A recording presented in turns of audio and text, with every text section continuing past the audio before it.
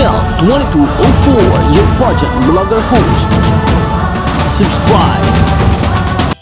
Good day pageant lovers and OMG mga ka-pageant fans.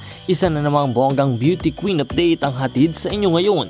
Syempre all eyes are on Baguio dahil grabe ang pasabog ng ating winner si Miss Baguio 2025.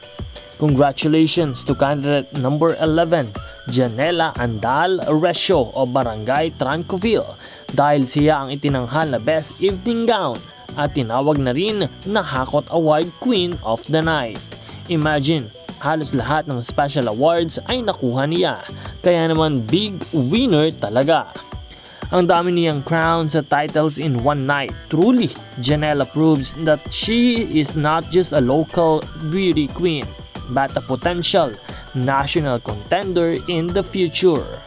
Kung ganito ang performance niya sa Miss Baguio 2025, aba, ang lakas talaga ng laban niya kung sakali sa Miss Universe Philippines 2026. Hindi lang siya beauty kundi may presence, grace at charisma on stage. Isa siyang queen to watch out for.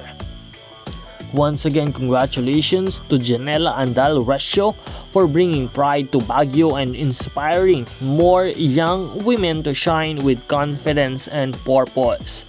Sure na sure, this is just the beginning of your queenly journey. Kaya abangan po natin ang susunod na chapter ng kanyang pageant journey. This has been your pageant update. Don't forget to like, share, and subscribe para lagi kayong updated sa Beauty Queen World. This is Nel 2204, your pageant vlogger host. Maraming salamat sa panonood, maraming salamat sa pag-subscribe at magkita po tayong muli sa susunod na video.